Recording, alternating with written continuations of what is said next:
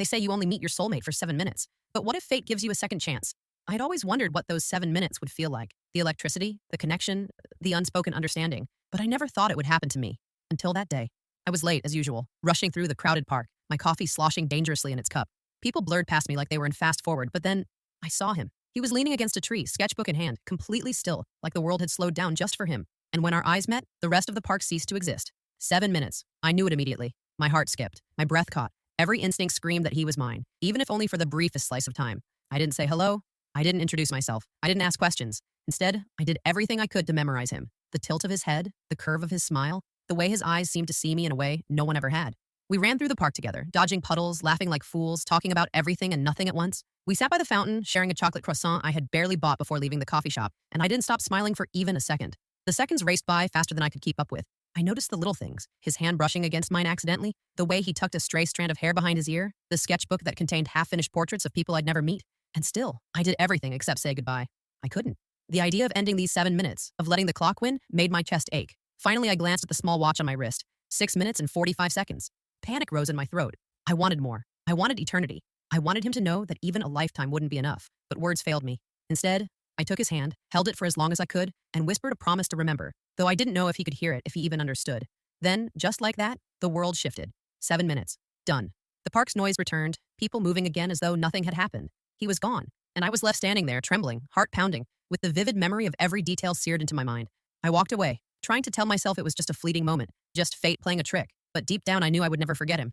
7 minutes. That was all we had, and yet it felt like a lifetime. And somewhere, somehow, I knew this wasn't the end. If you met your soulmate for only 7 minutes, would you spend it talking, holding hands, or creating memories that last forever? The next minutes felt like a whirlwind, a dream I never wanted to end. Time was slipping through our fingers, but I refused to waste a single second on hesitation. We ran through the park, laughing, spinning in circles under the sunlight that sparkled off the fountain water. I felt alive in a way I hadn't felt in years, like every worry and doubt had melted away the moment our eyes met. He showed me his sketchbook, pages filled with drawings of strangers, faces frozen in quiet moments of life. He turned it toward me and I saw a rough sketch of a girl sitting by a bench, hair loose, a book in her lap, and I knew instantly it was me. I laughed, pointing at the page. He smiled shyly, and for a second I thought time could stop here forever. We shared stories, tiny details of our lives that seemed trivial but felt monumental when spoken aloud. His favorite coffee shop, the song he listened to on repeat, the scent of rain after a storm that always made him nostalgic. I told him about my failed attempts at painting, the books I loved but never finished, and the little joys that no one else seemed to notice. Every word wove us closer, a tapestry of connection that felt bigger than the 7 minutes allowed. I didn't ask his name. I didn't want to anchor this memory in something ordinary. Names could be forgotten, feelings couldn't. I wanted to imprint every nuance. The way his eyes crinkled when he laughed, the warmth of his hand against mine, the way the sunlight danced across his hair. I suggested we do something reckless, something spontaneous. We stole ice cream from a corner shop and shared it, smearing sticky chocolate across our fingers. We chased ducks in the pond, giggling like children. I wanted him to see me fully, raw and unfiltered, and I wanted to see him the same. Every second mattered, and we made it matter. I caught myself glancing at my watch often, panic bubbling in my chest. 5 minutes left, 4, 3. It was cruel how precise the universe could be, granting only 7 minutes to something so profound. And still, we avoided the inevitable. We talked and laughed, explored and imagined, and never once mentioned the clock that ticked mercilessly in the background. Then came the last minute. The silence fell between us, not heavy but urgent. He held my hands, and I looked into his eyes as if trying to memorize every detail for a lifetime. We didn't say goodbye. We didn't whisper promises. We simply breathed together, hearts beating wildly, knowing that the moment was slipping away, yet daring to ignore it until the final second. 7 minutes. It ended as abruptly as it began. The park returned to its normal rhythm, strangers walking past us, oblivious to the magic that had just occurred. He was gone, leaving me trembling, heart racing, clutching the memory of a connection that defied time. And though I walked away that day, I carried him with me, a shadow in my heart, a warmth I knew would never fade. If you only had 7 minutes with someone who could be your soulmate, would you focus on talking, laughing, or creating unforgettable memories? The days after that encounter felt unreal, like I was living in two worlds at once. The mundane routines of life, commuting, work, errands, continued around me, but inside, everything had changed. His face, his laugh, the warmth of his hand in mine, they haunted me constantly. I tried to tell myself it was just a fleeting moment, a dream gifted by fate, but the memory refused to fade. I walked through the same park every day, hoping to catch another glimpse of him, hoping for a miracle, but he was gone. Gone like the wind, like a dream you can't hold, leaving only the ache of longing and the weight of what could have been. People passed me, smiling, living, unaware that I had just experienced something extraordinary, something that the universe had cruelly limited to 7 minutes. Friends noticed the change in me. I smiled less, laughed quieter, carried a strange melancholy that didn't fit with my usually bright demeanor. When they asked what was wrong, I forced a smile, told them it was nothing. How could I explain that I had met the one person I was meant to spend my life with and had only 7 minutes to know him? Night times were the hardest. Alone in my room, I replayed those minutes over and over, memorizing each glance, each touch, each heartbeat. I imagined conversations we never had, adventures we never took, and whispered into the dark, if only there were more time. But there wasn't. 7 minutes. That was all fate allowed. I tried to move on. I went on dates, laughed with friends, even considered someone serious. Yet no one could make me feel the way he did. The connection, the understanding, the inexplicable familiarity, it was absent. I realized then that 7 minutes could change a lifetime. One fleeting encounter had rewritten everything I thought I knew about love, about destiny, about what mattered. On rainy afternoons, I would sit by the fountain where we met, tracing the patterns in the water, imagining him sitting there, smiling. Sometimes I thought I saw him in the crowd, a fleeting shadow, and my heart would leap.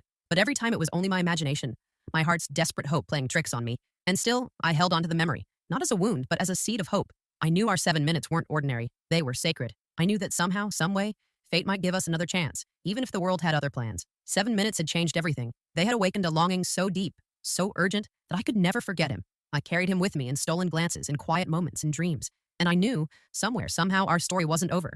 The clock of my life ticked on, and I lived each day in anticipation, in quiet hope, in the knowledge that one day, perhaps, the universe would bend time in our favor. If you met your soulmate for only 7 minutes, could you truly move on? Or would you spend every day waiting for fate to bring them back? Years passed. Life moved forward, as it always does, but he never left my heart. I buried myself in work, friends, and routines, convincing myself that I was happy.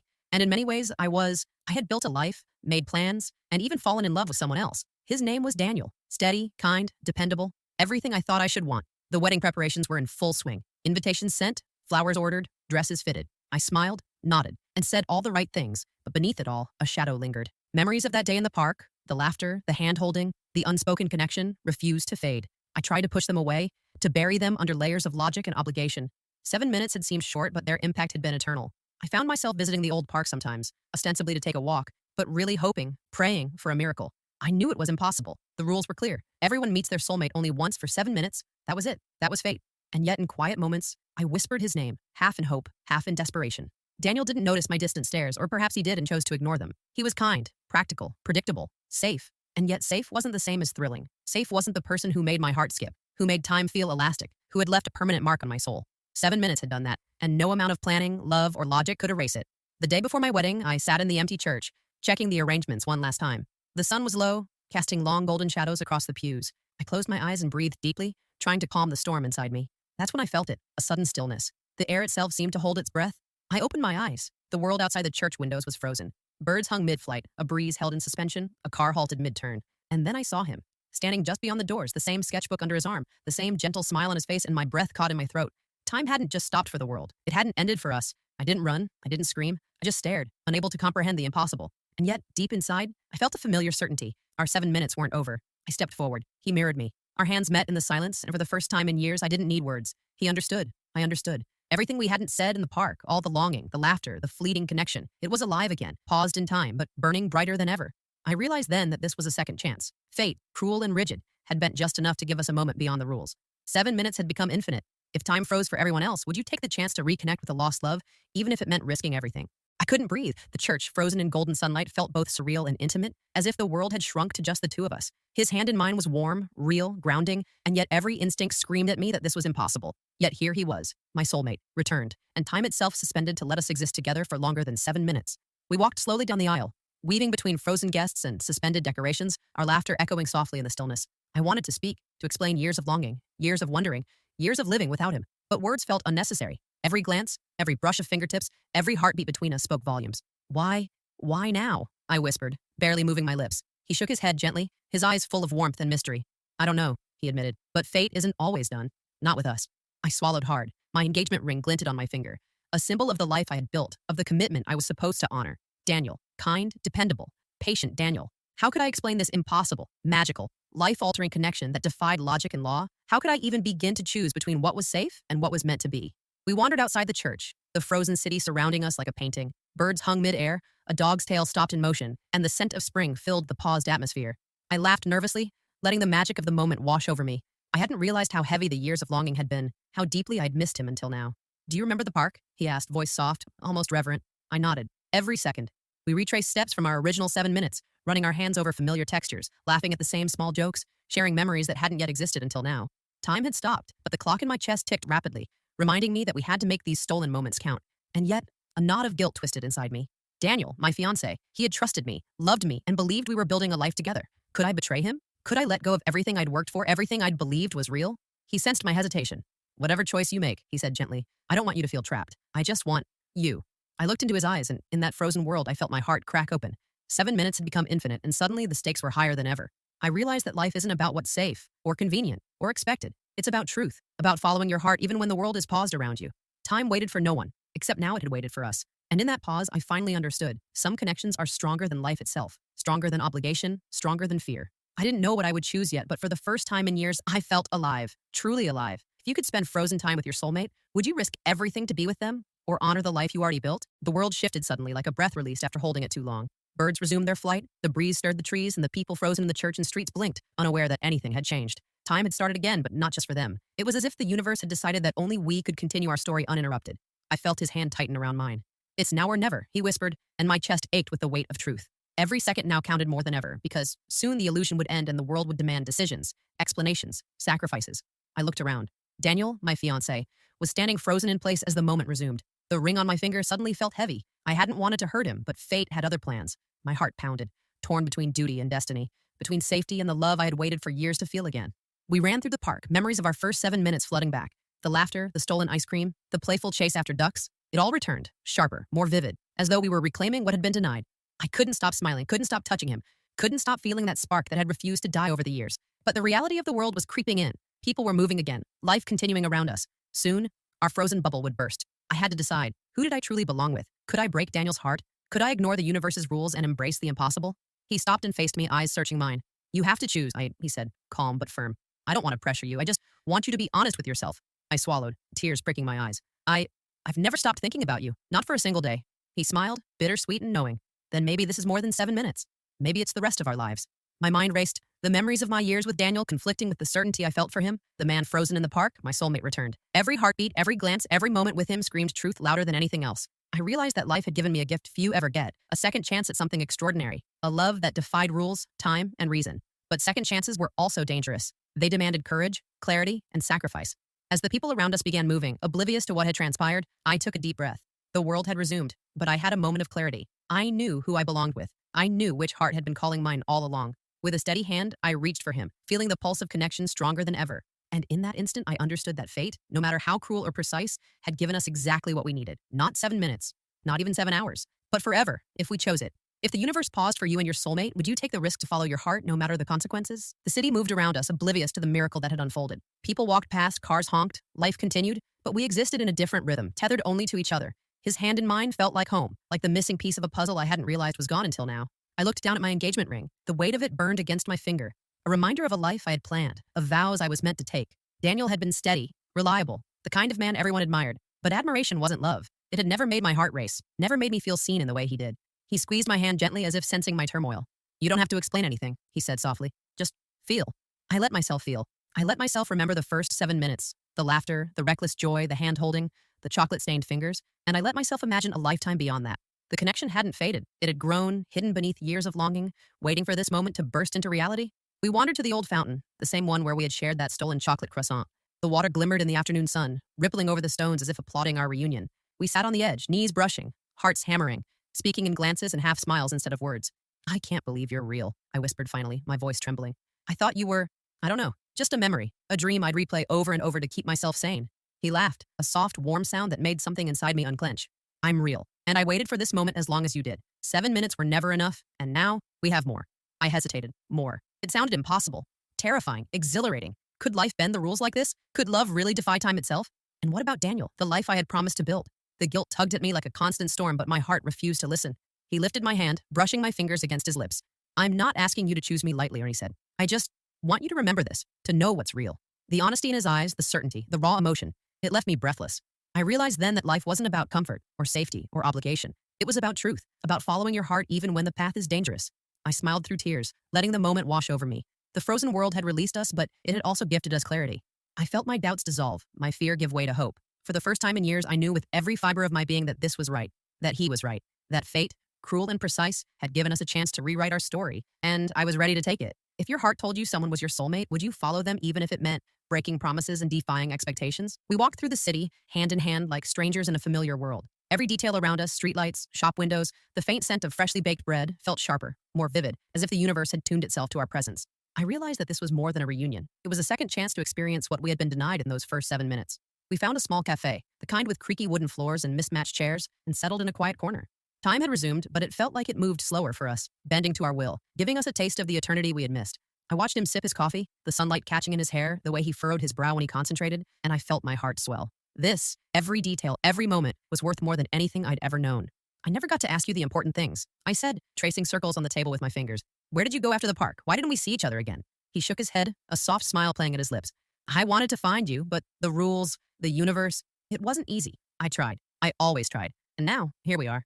I laughed softly, a mixture of disbelief and joy. 7 minutes. That's all we had. And now it feels like we've been given a lifetime in a single afternoon. He reached across the table and took my hand. We have to make it count. Every second matters. We talked for hours, sharing pieces of our lives we had kept hidden. He told me about the sketches he had done of me, the quiet hope that maybe our paths would cross again. I told him about Daniel, about my attempts to move on, about the nights I spent replaying our 7 minutes in my mind.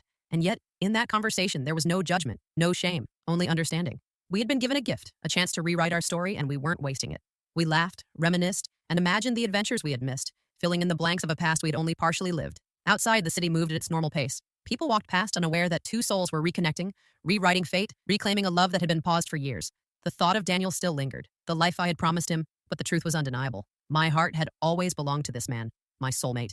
When we finally stepped out of the cafe, the sun was setting, casting a golden glow over everything. I felt light, free, as if the years of longing and heartache had finally been lifted. For the first time, I felt whole. And as we walked, hand in hand, I realized something profound. Some loves are timeless. Some connections can't be broken by years, by distance, or even by fate itself. Our 7 minutes had been just the beginning. If you were given a second chance with your soulmate, would you relive every missed moment or start fresh, creating new memories together? The more time I spent with him, the harder reality pressed against me. Life had resumed its rhythm, and somewhere Daniel was moving forward, expecting me to honor the life I'd promised him. The thought of hurting him twisted inside me like a knife, yet every fiber of my being screamed that I belonged here with my soulmate, the man who had held my heart from the very first 7 minutes. We walked through the park where it all began, shadows lengthening as the sun dipped low. The fountain shimmered in the fading light, echoing the first stolen moments we had shared. He stopped and faced me, his eyes searching mine, reading the conflict I tried to hide. You're thinking about him, he said softly, and I don't blame you. You've lived a life without me, and now suddenly, I'm here. I nodded, tears pricking my eyes. I don't want to hurt him, but I can't ignore this. I can't ignore you. 7 minutes changed me. They changed everything. And now that I have you back, I can't let go. He stepped closer, brushing a strand of hair from my face. You don't have to choose because of obligation. Choose because of truth. Choose because your heart knows what it wants. I took a deep breath, feeling the weight of years pressing down on me. The life I had built threatening to pull me backward. But his hand in mine felt like gravity itself, anchoring me in a reality I had always wanted. The universe had paused, given me a glimpse of what I was meant to have, and it was now daring me to take the leap. I thought about the first 7 minutes. The laughter, the ice cream, the chase after ducks, the sketchbook filled with my face, the warmth of his hand. I thought about every stolen memory we had now, the second chance the universe had gifted us, and I realized the truth. I had loved him longer than I'd lived without him. I can't deny this anymore, I whispered, voice trembling. I don't want to live a life without you. His smile was quiet but full of relief. Then we'll figure everything else out, one step at a time. The world around us moved on, oblivious to the choice that had been made. I didn't care. I knew that life with him would be complicated, messy, even painful at times, but I also knew that it would be real, true, and ours. And for the first time since that day in the park, I felt a peace that had eluded me for years. Fate had given me a second chance, and I wasn't going to waste it. 7 minutes had been enough to show me, and an eternity had just begun to prove it. If fate gave you a second chance with your soulmate, would you take it even if it meant leaving everything else behind? The day of the wedding I had planned with Daniel arrived, and the tension in my chest threatened to crush me. Guests arrived, flowers bloomed, and music played, unaware of the storm raging inside me. But I wasn't walking down that aisle. My heart, my soul, and my very being belonged somewhere else, somewhere that time had paused to remind me what was real. I found myself back at the fountain, hand in hand with him, my soulmate. The golden light of late afternoon shimmered on the water, casting long reflections of us intertwined. Everything else, the expectations, the promises, the life I had tried to live, faded to nothing. This was the truth. This was where I belonged. He looked at me, his eyes soft but unwavering. Are you ready? I nodded, tears spilling over. I've never been more ready in my life. We walked together through the streets, past strangers who were living their ordinary lives, oblivious to the extraordinary love unfolding in front of them. Every step felt right. Every breath, every heartbeat was ours. The city had resumed its rhythm, but we had found our own.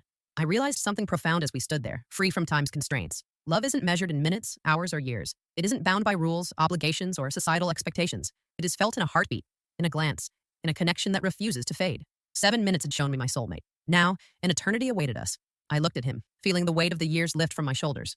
We have a lifetime to make up for, I said, my voice steady despite the emotion. He smiled, brushing a tear from my cheek. We do, and we'll do it together. The choice had been made. I'd followed my heart, embraced the impossible, and chosen the one person who had always belonged there. Fate had given me a second chance, and I was taking it with both hands. Daniel, the life I had once imagined, was gone, but in his absence, I found the life I was meant to live. We sat by the fountain as the sun dipped below the horizon, casting a warm glow over everything. For the first time in years, I felt completely, undeniably, and irreversibly alive. The world had resumed, but we had found a rhythm of our own, a love unbroken by time, sustained by destiny, and sealed by the truth of our connection. 7 minutes had changed everything, but now we had forever. And as we held each other, hearts beating in perfect sync, I knew without a doubt this was only the beginning. If you were given a second chance with your soulmate, would you risk everything else to be with them forever?